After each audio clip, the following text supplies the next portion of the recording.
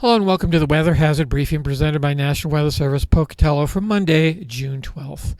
Here's what you'll see in this presentation. Flooding continues to be our biggest threat right now and will continue through the upcoming week. Showers and thunderstorms continue into at least Wednesday with some heavy rainfall potential for today, Monday, and Tuesday. On Thursday through Saturday, though, we are looking for it to be drier with fewer thunderstorms, if any. And then the chance of showers and thunderstorms returns for Sunday afternoon. So we started with a look at satellite. You can see how the clouds decrease during the overnight hours, but we expect them to pop up again. And you can see the circulation over sort of east central Nevada and west central Utah. That is moving north, will be over us tomorrow to increase our threat of rainfall and thunderstorms. And so the next 2 days are a minor impact threat, all showers and thunderstorms for pretty much every location.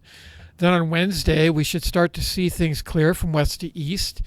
And so the showers and thunderstorms you can see relegated to the South Hills, Southeast Highlands, Eastern Highlands, and Lemhi County and portions of the Snake River Plain. Elsewhere, just some slight chances for the Magic Valley and the Lost River area. It also will be breezy in the Snake River Plain and Magic Valley as a cold front moves through on Wednesday, the back side of it during the morning hours, and that's what's causing the decrease in thunderstorm activity. Then on Thursday and Friday, you can see it's considerably less with just a chance of showers, mostly in the Highlands area in the east and southeast. All right, so let's look at the hydrology situation, at our flooding situation on our main stem rivers. You can see here the Big Lost River below Mackay Reservoir is expected to continue at flood stage for the rest of the week. That is mostly due to releases. And again, the thunderstorms here could exacerbate the situation depending just on where those thunderstorms drop their rainfall. The Big Wood River at Hailey, as you can see, expected to continue at least through the weekend at flood stage. We'll see. Once again, could be getting back above as thunderstorms start again on Monday, and showers and rainfall. So we do have to watch there. For the Portneuf River, first of all, places from Pocatello into American Falls, expected to stay above flood stage through at least Saturday afternoon. Again, depending on where the rain falls, the next couple of days could change this curve, as we call it. Portneuf River at Topaz expected to remain above flood stage through this week. The Big Lost River at Howell Ranch has a chance to get below flood stage soon here, but we shall see. There are expectations for it to remain above flood stage here, or get back above flood stage here on Tuesday and Wednesday, and then go back down. A lot will be dependent on what happens with the rainfall we experience today and tomorrow. Bear River at the border also expected to remain above flood stage for the most part.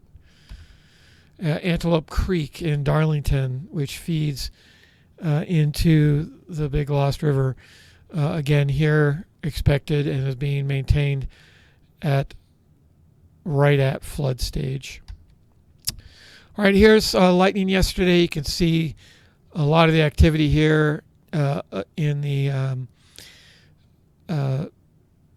craters of the moon area, and especially down here between American Falls and Burley, where we did actually have a flood advisory out for water covered roads, especially south of Interstate 86 down into near the city of Hegler, all the way over to the split here between I-84 and I-86. Low temperatures this morning, you can see upper 40s, lower 50s with plenty of cloud cover hanging around, such that Stanley stayed above 40 degrees. Here's the outlook for today. As you can see, it's showers and thunderstorms pretty much for the nearly entire state of Idaho, except for the extreme northern end of the Panhandle. You can see the trough here that will be triggering thunderstorm activity. And so that thunderstorm activity is just general thunderstorms. We're not expecting anything in the severe area.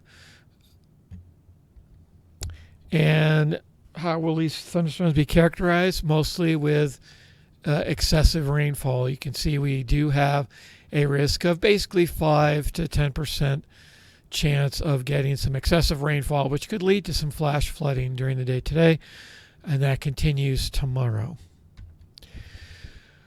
All right, rainfall for the rest of today. So that would be 6 a.m. to 6 p.m. You can see some pretty good rainfall expected pretty solidly, with the exception of the lee side of the Snake River Plain and Eastern Magic Valley, where it's under a tenth. A lot of places expected a tenth to 3/10 of an inch. Tonight that continues. In fact, it even expands. There are very limited areas getting below a tenth of an inch for this night period, 6 p.m. to 6 a.m. tomorrow morning. High temperatures today, a little bit of a cool down from yesterday, anywhere from 1 to 4 degrees. Low temperatures for the overnight tonight, you can see pretty much maintain, stay the same, upper 40s, lower 50s for the heavily populated areas. All right, on Tuesday, again, not much moving. The low pressure staying around our area, continuing to generate the rain and thunderstorms. Again, though, nothing severe, just this excessive rainfall, so the flash flood threat remains in the 5 to 10% category. Here's, you can see how much during the day Tuesday, it's much heavier for especially the central Idaho mountains, especially east of US 93. The same thing south of I-86 and east of I-15. The rainfall amounts are higher.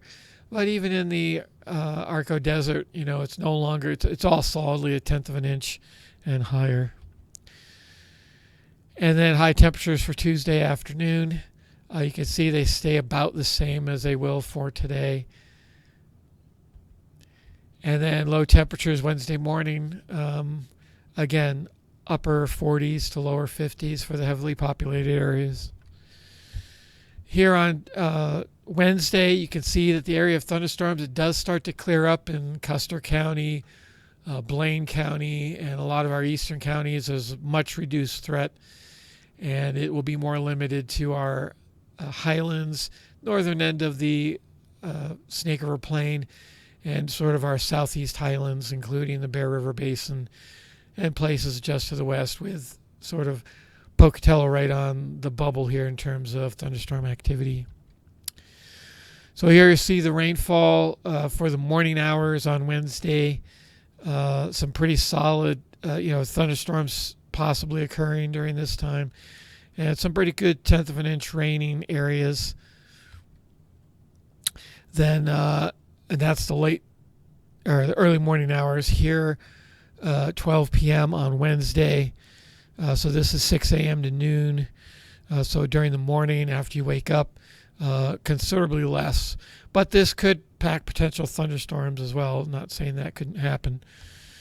And thunderstorms and showers for the afternoon. You can see, again, it's much lighter than the previous 2 days, mostly under a tenth of an inch. And then for the late night hours on Wednesday night, hardly anything going on. It's mostly up at our border around the Island Park area, and then down south in the Bear Lake area and Malad City area. And then late night hours, again here on Thursday morning, it's pretty much limited to just the Bear Lake Basin.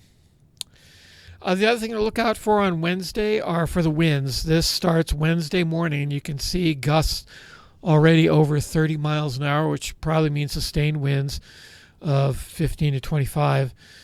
And you can see it's mostly in the lower lower Snake River Valley and the Eastern Magic Valley. But even areas east of Idaho Falls should be getting gusty and breezy. It peaks here on Wednesday afternoon during the day, with some gusts over 40 miles an hour, as you can see, are expected over craters of the moon, the Shoshone area, Arco Desert. And then Wednesday night, it starts to decrease, but still some areas could be fairly gusty, above 40 miles an hour. High temperatures for Wednesday. You can see there's a slight warm up, but only slightly that way.